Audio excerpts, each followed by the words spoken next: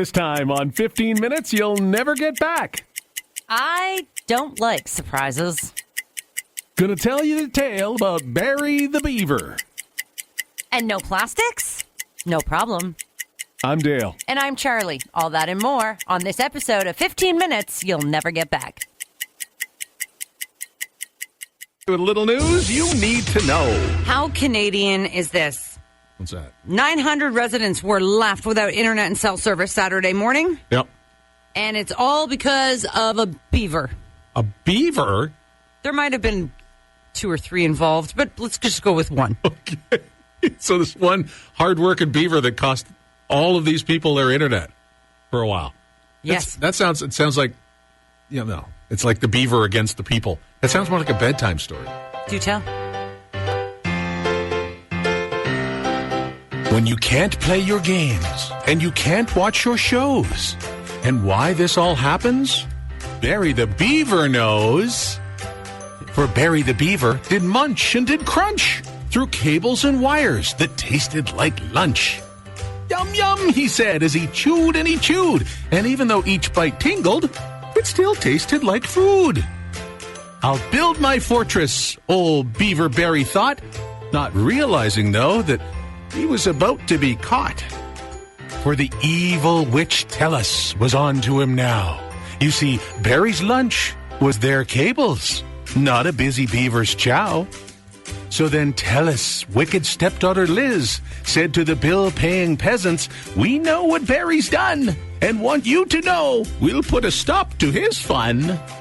But the people said, "No, you let Barry be. That beaver's worked hard, and it's just our Instagram we need to see." So the evil old Tellus from their castle on the hill said, "Fine, Barry can keep our cables, and we'll just have you pay the bill." But the people didn't care. They just paid and never knew. They were just as happy to have internet back, so Instagram homemaker hacks could show them what to do. When the damage was fixed, did not take too long. Online fun was back, and Barry the Beaver's dam was strong. And there's the story of Barry by Charlie and Dale. He was treated fairly by the phone company, so you know it's a fairy tale.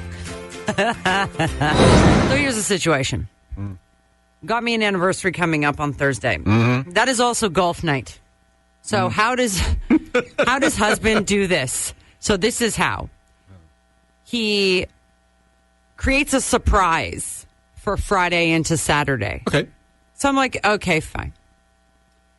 And he's like, don't worry, I got everything covered. Just be ready to go at 2:30 on Friday. And I say to him, okay, well, who's picking up Leo from school? And he looks at me with a blank face. He missed that little He missed that one little minor detail. So luckily You got it worked out? We got it sorted out. All right, so you're going out somewhere on now, here's Friday. The thing. Just a surprise. That's cool. I don't like surprises. Now, the gesture is great, blah, blah, blah.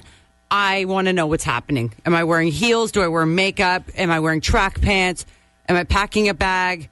Does underwear have to be involved? Like, I need to know what's going on. Okay, I am a planner. Okay, I can't just... Underwear have to That's what I mean. Like, do I have to pack overnighters? Like, what's going on? Like, I'm just not that person. And I know people are like, you should be grateful your husband's taking you somewhere, blah, blah, blah. It's fine. Take me somewhere. Just tell me where we're going. My wife doesn't. You know what? My wife would literally get in the car. She'd go to the airport with me and get on a plane probably without really being overly concerned about where the plane is going. Well, your wife is cool. She'd be like, whatever. Let's get on. She's not, okay. Can we get I'll buy knickers when I'm there. Well, exactly. If she needs them. Oh,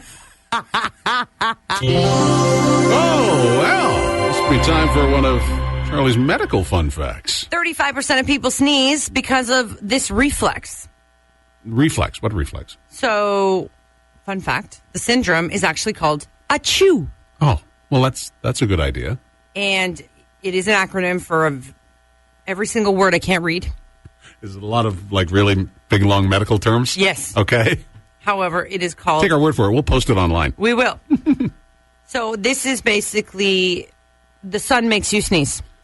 It does. It does. It does make me... Yeah. Oh, yeah. And it's called achoo. It's a thing. I wonder if it's like I think it might be pervasive in like people in like Scotland and the northern regions because we're not used to the sun, and that's what it is. I wonder if that's what it causes it. Well, according to science, this syndrome appears to be triggered by specific wavelengths of light, which aren't affected by filters like sunglasses. So meaning if you're in a darker environment and then you step out into the light, there's this reflex in you that makes you sneeze. Wow, it's funny, and it's called achoo. It's called a chew. I guess different things affect you in different ways. The sun makes you sneeze. I have a reflex after I eat Mexican food. It's called excuse me. The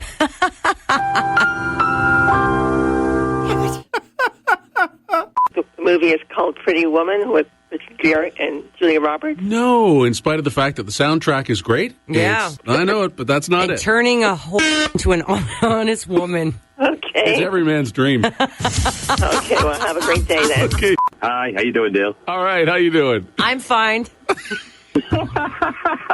Thanks for asking. Right, because tomorrow is D-Day. Tomorrow is D-Day. Or should I call it B-Day? B-Day. You can call it B-Day. You can call it C-Day. Right. Colonoscopy. Colonoscopy, Or right. D-Day if you want. Right. Yes, when somebody's storming the beaches. There it is.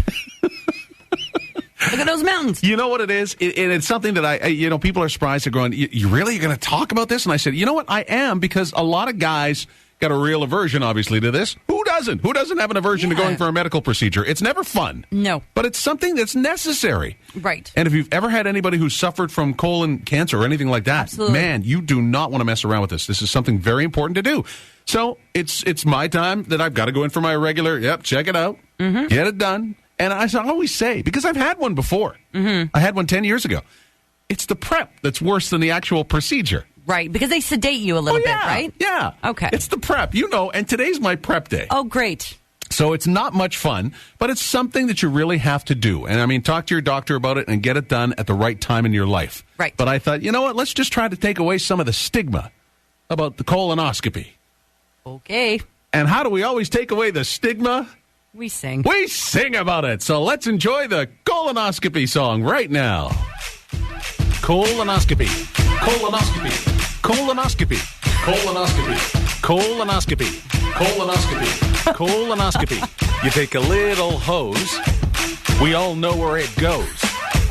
A camera in there, too. Oh, my God. To take a picture or two. I'm glad you said that. A video tells you more about the health of back doors. It's not much fun, indeed, but something you do need. But you remember this.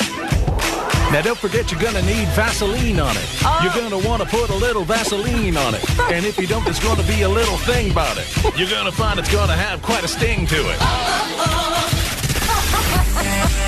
So there are a lot of people out of work, and I'm sure maybe somebody would jump at the chance for this gig. But a UK couple is searching for movers. Okay. The stipulation is Yeah. that you have to be naked while doing it. So it is a nudist couple in the UK and is willing to pay big bucks, I guess, to see someone else's nickels during the move. Oh, my. It's a unique job posting that has popped up online, seeking a mover comfortable with doing the job in the buff.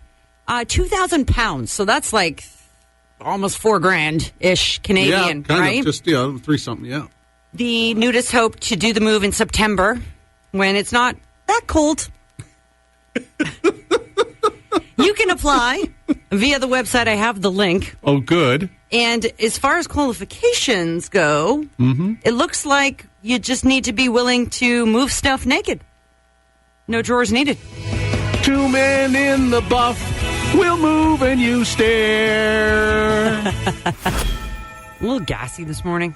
I'm not saying anything. So are you. You've been having issues. We're going to have the janitor come in and break a window. No, here's the thing. The things that you used to, or I should say the things that used to bring you joy, now just give you gastrointestinal issues, which I've now come to realize. So I had some Jell-O this morning because I'm in... Wait a minute. You get gas from Jell-O?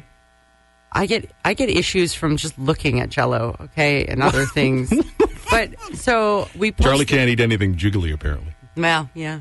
And dairy. Oh, don't get me Oh, started. I know so dairy funny. with you. So we posted this little funny meme on Facebook and Instagram, and everybody's chiming in saying so true. And they are sharing the things that they cannot eat after the age of 40. For example, Kim writes, anything dairy, can't do it. Patricia says, anything spicy. Yup, I get it, right? Andrea writes, beef. Can't eat it at all. Beef. You should. Then she said, "Boo." Barry Lynn writes, "So far nothing, but I know my time is coming." See, she's waiting for the inevitable. Yep. Catherine writes, "Onions and deep fried anything." Oh, see, a lot of us sad. can really share this this thing where when you were young, you could eat anything. Well, it didn't matter. And that's the problem, because every now and then, no matter how diligent you are about your eating habits, and you try. You go off the rails a little bit. Everybody has to. Absolutely. And it's that point you go off the rails, you thoroughly enjoy it. But the next day, or within the next 20 minutes, if you're me, you're paying for it. Only child syndrome isn't a real thing, according to a new study. So eat it, all you kids with siblings. I would disagree. Stop it. I would disagree. I am an only child, and yes, that whole term only child syndrome, I hear it. I hear it from my boss. This is a term that comes along with a lot of stereotypes, right? So does being the youngest of siblings. Though. Everybody always goes to me, oh, you must be spoiled, right? There's that, but I think as only children, we've always been automatically stereotyped as self-centered, demanding, bad at sharing. I'll give you that one. I was going to say, wait a minute. I'll give you that one. I'll stop you when you're wrong.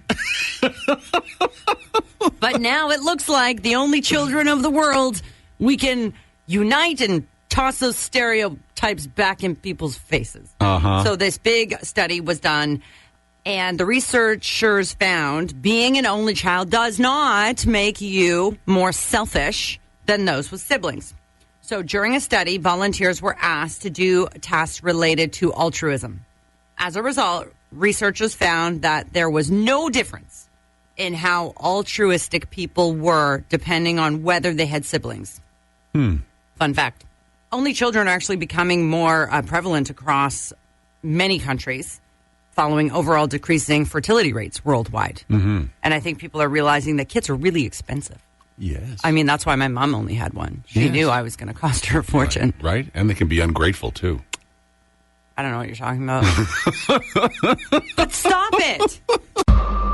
Is it happening now, like the ban on single-use plastic bags here in Ontario? Is it an outright... I don't think it's an outright ban. Yeah, it is coming, I think. And there's also the single-use plastic water wait a minute. bottles. Didn't they've held off on that the bag thing with the pandemic and stuff because... Maybe that's why... They don't want people bringing their stuff into public spaces. I guess. I still use my reusable grocery bags. They don't like you to put it up on the counter or anything like that. Now. Yeah, So the reason I'm bringing this up is because, every country is doing its part, obviously, to reduce the carbon footprint. And while, disclaimer, I understand the need to reduce waste is completely important, I just wonder how we're going to function a little bit as a society. For example, an environmental bill that aims, obviously, to tackle plastic pollution in the UK has announced a full-on ban of plastic utensils. So your plastic forks, knives, spoons. So, like, if you go and get, your favorite, Chinese takeaway, or you're, for example, at a food court in a mall, how are you going to eat your dim sum? You're going to be eating with those wooden sporks they give you. Oh, God, are they going to go to wood? Those French fry tongs you get, those old prong French fry wood things. I don't know. I don't know what else. I understand that. Mm-hmm. But again, if you're just grabbing food on the go, that requires a fork. We're all working toward a greener planet, but no one said it would be easy. Plastic bags to single-use straws, we can replace those and already have in many cases. But what about plastic utensils? Not so easy when you're trying to scarf down your favorite takeaway without them, right? Until now. Using waste biogas, our scientists have developed a way to turn methane into a naturally occurring biopolymer. Introducing Fart Forks. Whether it's your go-to butter chicken, pad thai, or poutine, thanks to Fart Forks, we'll all be rump-ripping our way to a cleaner planet. So fork away with Fart Forks. Because when it comes to the environment, like the song says, the answer, my friend, is blowing in the wind. Hey, thanks so much for tuning in. If you enjoyed that 15 minutes you'll never get back, follow and subscribe. More on Dale and Charlie at 1075coolfm.com. Download your favorite episodes there or at Spotify. Leave a review so our egos can get inflated. Waste your time next week.